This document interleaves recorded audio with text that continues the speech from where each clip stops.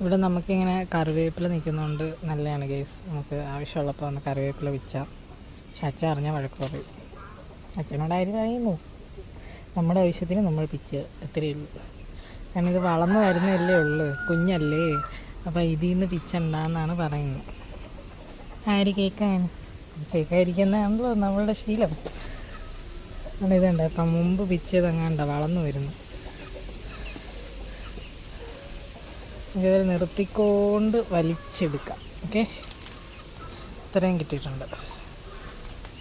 പിന്നെ ഇനി വേണ്ടത് പച്ചമുളക്. പച്ചമുളകുണ്ട്, വേണ്ട പച്ചമുളകാണ്.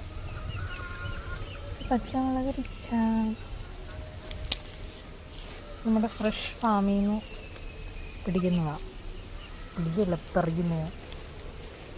ഇതുണ്ടോ, ഇതൊക്കെ വളർന്നു വരികയാണ്. ഇതൊക്കെ ഒന്ന് വേഗം പൂവിട്ടെങ്കിൽ കൊള്ളാമായിരുന്നു.